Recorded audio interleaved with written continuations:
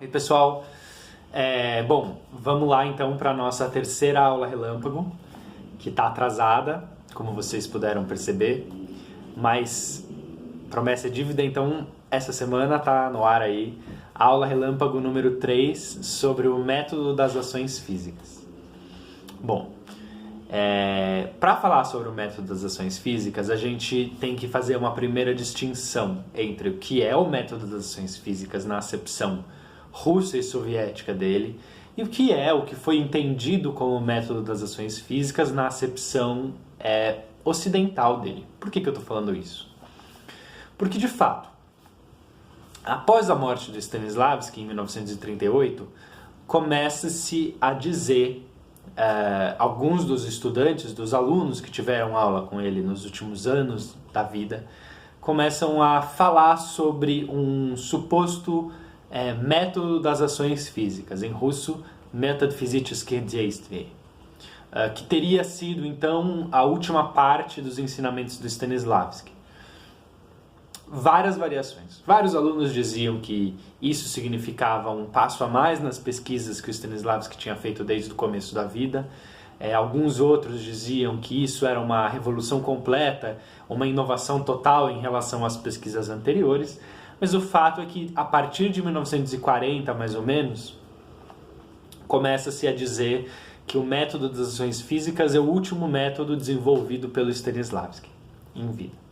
Isso é verdade. A questão é que, dentro da União Soviética, o que se entende, ou que se entendia, pelo menos, por método das ações físicas era uma coisa. E o que passou a se entender no Ocidente por método das ações físicas é outra completamente diferente. O nosso entendimento de método das ações físicas, ele está ligado à concepção ou à acepção do método das ações físicas realizado pelo Grotowski e que chega no Ocidente basicamente no meio da década de 70 através dos primeiros, aí depois, enfim, vai desenvolvendo isso, escritos do Eugênio Barba, que foi discípulo do Grotowski. Acontece que o Grotowski e o Barba, eles pegam alguns princípios do método das ações físicas e, obviamente, como diretores, como criadores teatrais, eles aplicam isso na sua prática, no seu cotidiano. Então, é preciso, em primeiro lugar, fazer um esforço histórico para entender que o que se entendia por método das ações físicas na Rússia, na União Soviética, era outra coisa que era bem diferente daquilo que a gente geralmente entende por essa terminologia, tá? Então, enfim, bom, a primeira coisa é que, depois da morte do Stanislavski, em 1938, começa-se uma divisão entre os alunos dele, mais especificamente entre a Maria Knebel e o Mikhail Kedrov. Maria Knebel, que todo mundo conhece, autora de Analisação, que eu traduzi com a Marina Tenório, e o Mikhail Kedrov, que é muito lembrado no livro que eu também traduzi, o Stanislavski Ensaia, do Vassily Toporkov. Cada um desses discípulos cria ou começa a falar sobre uma versão diferente dos últimos ensinamentos do Stanislavski. Todo mundo sabe que o Stanislavski teve um estúdio em casa, na sua própria casa, o estúdio de ópera e arte dramática que existiu, sob a direção do próprio Stanislavski e da irmã dele, a Zinaida Sokolova, que existiu entre 1935 e 1938. E é nesse período que atribui-se as grandes mudanças, ou que se diz serem as grandes mudanças na metodologia prática, na abordagem dos ensaios para o Stanislavski. Então, à medida que a Maria Knebel começa a falar em um método da análise ativa, Mikhail Kedrov começa a falar em um método das ações físicas. Então, em primeiro lugar, o que era? Acabei de defender o mestrado fala bastante sobre isso, depois quando estiver disponível eu boto o link para quem quiser ver. Mas, de fato, nesse estúdio, no último estúdio, o estúdio de ópera e arte dramática, o Stanislavski não chega a formular um método em sua totalidade. dentro do estúdio de ópera e arte dramática, o Stanislavski conduz experimentos sobre um possível método, mas ele não chega a conclusão absolutamente nenhuma. Então, para vocês terem uma ideia, numa das aulas, na aula de 22 de maio de 1938, ou seja, 3 meses antes de morrer, o Stanislavski junta o grupo de pedagogos assistentes do estúdio e diz: a primeira coisa que vocês têm que fazer é partir da negação de tudo o que eu disse, né? Ele diz: nós não temos método, nós não temos nada pronto. A única coisa que eu posso fazer para vocês, e essa é a última conversa que o Stanislavski tem com os alunos, ele diz: a última coisa que eu posso fazer com vocês é dizer até onde eu cheguei. E aí vocês pegam daí adiante. Então, como que se dava? Então, lógico, depois eu vou colocar, vai ser publicada a dissertação, então todo mundo vai poder ver mais ou menos como que era a prática cotidiana desse estúdio, que é o estúdio de ópera e arte dramática. Mas o que importa a gente saber, para entender um pouco do contexto do método das ações físicas, é de fato a gente entender que esse estúdio era um estúdio de experimentação. Era um estúdio de formação de atores e atrizes, mas um estúdio onde basicamente o Stanislavski propunha certos procedimentos para a experimentação, pura e simples.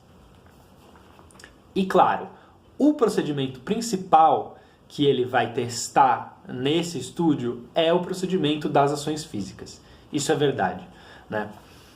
Desde o começo da década de 1930, o Stanislavski tinha realizado uma mudança em relação ao conceito, a concepção que ele tinha do elemento mais importante da arte do ator. Então, todo mundo lembra que nas aulas anteriores nós falamos sobre os elementos do sentir a si mesmo cênico, que era aquela lista de coisas que o Stanislavski, desde 1908, começava a enumerar, de elementos que criavam o sentir a si mesmo cênico interior, criador do ator, né? Que seria esse estado onde o ator está pronto para acessar a sua natureza orgânica e criar, por Stanislavski.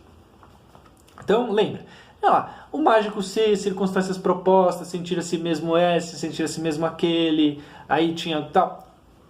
No final da década de 1930, ele começa a dar mais importância, então ele coloca em primeiro plano a ação, né? Então é o que a gente chama de a centralidade da ação na arte do ator. Esse entendimento acontece paralelamente a um caso que é bem interessante. É o seguinte, vocês sabem, o Stanislavski, como conta a professora Helena Vassina, na biografia que ela escreveu dele, junto com a Aimar Labak, em 1928, fazendo o papel de Vershinin das Três Irmãs, na, 50ª apresentação das Três Irmãs, ele sofre um ataque cardíaco fulminante, quase morre em cena, e ele precisa ser afastado, e o médico proíbe ele, diz: olha, você não vai mais fazer teatro, você não pode mais pisar no palco. E mandam ele, junto com a companheira dele, a Maria Línina, para um sanatório numa cidadezinha alemã de Badenweiler, onde ele ia descansar, etc. Então, em 1930, uma das montagens que ele diz que vai fazer, então, logicamente, ninguém consegue parar o Stanislavski, ninguém consegue fazer com que ele não trabalhe mais, mas lá do sanatório de Badenweiler, ele diz no Teatro de Arte de Moscou que ele vai então fazer a montagem de um Otelo. Só que ele não consegue fazer por proibições médicas, porque ele ainda está muito debilitado do ataque cardíaco que ele tinha sofrido há 2 anos antes, em 1928.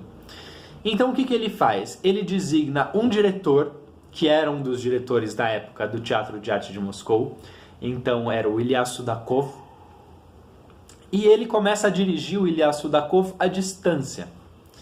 Então ele começa a escrever partituras e mais partituras e mais partituras da encenação do Otelo, não só com os desejos dele formais, para a formulação cênica, para a forma cênica do resultado do espetáculo, mas ele começa a dar direções para o diretor sobre como dirigir os atores. Nesse documento, que é a partitura do Otelo, tá? Existe publicado isso em russo, nesse documento é onde aparece pela primeira vez no pensamento do Stanislavski a centralidade da ação. Então é nesse documento que ele vai dizer: não deixe que os atores pensem em experiência do vivo, não deixe que os atores pensem em vivência. Eles devem pensar na ação. A ação é o centro da nossa arte. E aí ele traça os princípios básicos da análise da estrutura ativa de uma peça, de um material dramático. Tá?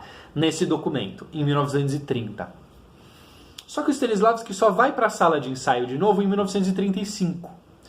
Então ele faz isso, a montagem do Otelo não acontece, né? Ou ela acontece e ela é um fracasso, porque o diretor, o Ilyas Rudakov, ele não recebe direito e ele não presta muita atenção, então ele prefere dirigir do seu próprio jeito. A montagem é um fracasso rotundo. E o Stanislavski, ninguém nem fala isso para o Stanislavski, para ele não ficar preocupado, não ficar, para ele não ficar decepcionado. Mas a montagem é um fracasso e as partituras ficam lá guardadas. De fato, o Stanislavski só vai entrar em sala de ensaio de novo com a criação do Estúdio de Ópera e Arte Dramática, em 1935. E então é a primeira vez que ele tem um lugar, uma sala de ensaio, e tanto diretores, pedagogos como alunos disponíveis para a experimentação dessa tese, dessa coisa que ele começa a desenvolver lá no início dos anos 30, ou seja, 5 anos antes, que é a centralidade do conceito de ação e como analisar uma peça através das ações.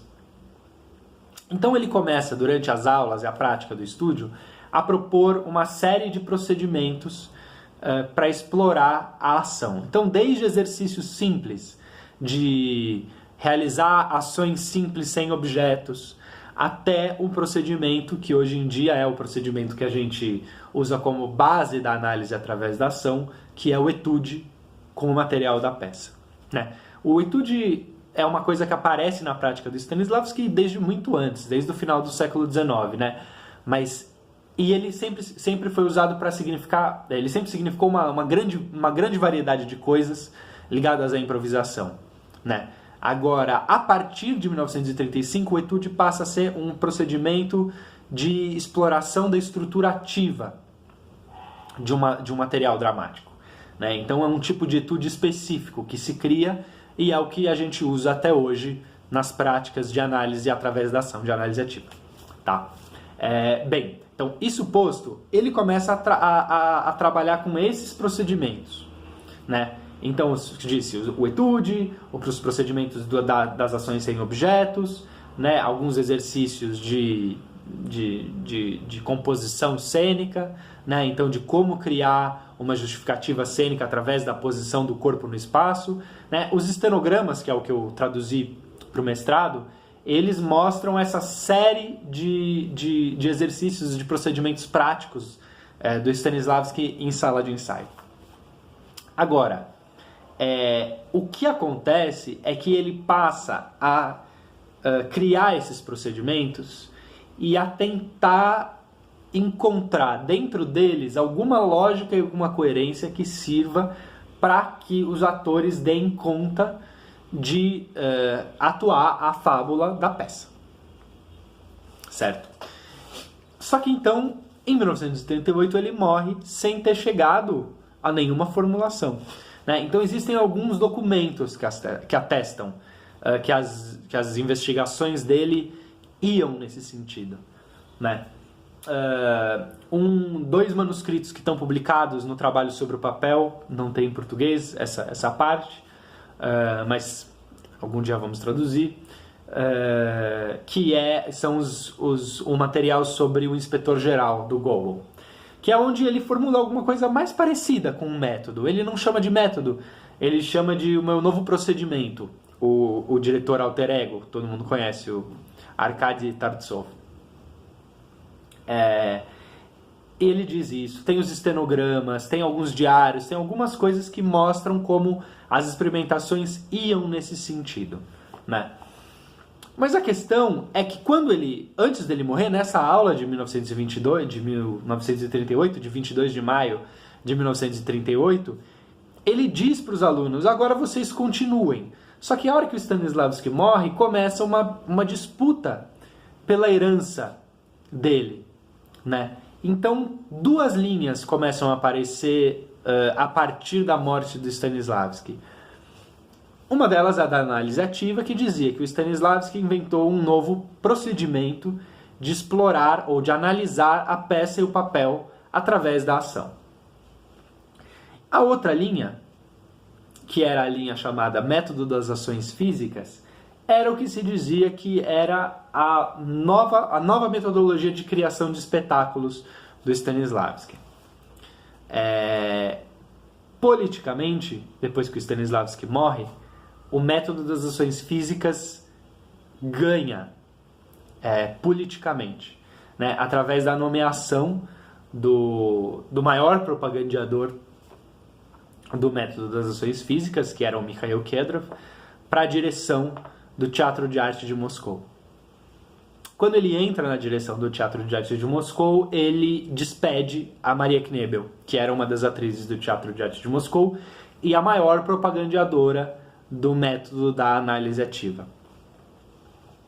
Então, a partir desse momento, anuncia-se, e isso é começo da década de 40, 43, 44, anuncia-se o método das ações físicas como sendo o método oficial de criação do Teatro de Arte de Moscou. E é a partir daí que começa a história da disseminação disso como sendo a última palavra do Stanislavski, né? Apesar do fato de que, quando estudou na Rússia, o Grotowski teve contato direto exatamente com esse método, porque na época que o Grotowski estuda lá, em Moscou, esse é o procedimento, o método considerado principal, né? Ele vai retrabalhar alguns postulados, ele vai fazer um primeiro trabalho superficial de investigação que permitisse com que ele adaptasse o método das ações físicas e criasse uma filiação com um pensamento original do Stanislavski que funciona ali para a Polônia da época dele, mas que tem pouco histórico, né? Tem pouco de conhecimento histórico do que eram de fato as práticas do Stanislavski em sala de ensaio e de como se utilizava as ações físicas ali na sala de ensaio, né? Então, de fato, o que acontece é que o método das ações físicas ele acaba entrando nesses dois lugares, né? Primeiro, na Rússia, ele é tratado como sendo o método oficial de criação do Teatro de Arte de Moscou e das escolas, dos estabelecimentos de ensino da escola russa em geral. E, por outro lado, no Ocidente, ele ganha uma cara mais parecida às necessidades expressivas dos teatros dos seus propagandeadores do Ocidente, ou seja, o Grotowski e mais tarde o Eugênio Barba, né? Agora, as experiências do Stanislavski, elas não tinham tanto a ver com uma negação completa do trabalho anterior, de todo o trabalho anterior, né? Então, geralmente a gente ouve dizer a primeira fase do Stanislavski, a fase da memória emotiva, a segunda fase do Stanislavski, a fase das ações físicas, né? Esse é o maior engodo que pode haver. Na verdade, não há essa cisão é artificial, né? É uma cisão que foi criada, que foi reproduzida até pelo Grotowski e pelo Eugênio Barba depois, mas essa é uma cisão artificial, importante dizer isso, criada na União Soviética para tentar respaldar algumas pesquisas do Stanislavski dentro daquilo que se conhecia como a doutrina do realismo socialista, que era também, desde 1934, a doutrina de criação oficial do teatro de arte, da arte soviética, né? Então, quando isso acontece, você cria mecanismos que respaldassem Mas, de fato, quando a gente olha para a pesquisa do próprio Stanislavski, a gente não vê uma cisão desse jeito. O Stanislavski não recusa a memória emotiva em relação às ações físicas. A memória emotiva continua sendo muito importante, como sempre foi. Ele muda de abordagem na sala de ensaio, claro. Ele descobre coisas sobre a ação, ele tem pesquisas que descobrem particularidades da ação na sala de ensaio e dentro do espetáculo e no trabalho do ator, que são, claro, a base para muitos pensamentos no teatro do século XX e, quem sabe, do século XXI. Mas ele não nega o que ele fez antes, muito pelo contrário, né? Existe uma continuidade muito forte que leva ele nesse lugar. E a outra coisa que tem que se dizer é que ele também não realiza, que é uma outra concepção que existe, que é como se o Stanislavski, nesses últimos anos de vida, ele realizasse uma síntese de todos os experimentos que ele criou durante a vida. Ele não realiza síntese nenhuma, muito pelo contrário, ele começa a experimentar de novo, do zero, né? Então isso é muito importante dizer quando a gente fala sobre o método das ações físicas, né? O método das ações físicas é um método que não pertence ao Stanislavski, assim como a análise ativa não pertence ao Stanislavski. Tanto a Knebel como o Kedrov precisavam, dentro da conjuntura na União Soviética ali na época, eles precisavam se respaldar no nome do Stanislavski. Então, tanto um como o outro, é muito importante dizer isso. Eles criam as suas próprias contribuições e quando eles escrevem sobre as experiências, eles dizem que foi o Stanislavski, mas não foi. Então, por exemplo, o Stanislavski desenvolveu muito pouco da ação verbal. Quem desenvolveu a ação verbal foi completamente a Maria Knebel. Tem lá no livro A Palavra na Arte do Ator, que a gente traduziu. Essa que a Marina traduziu.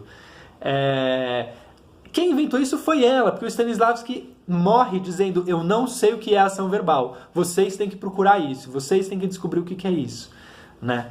Então, tem várias coisas que são contribuições deles e que os autores depois atribuem ao Stanislavski para poderem ter algum respaldo.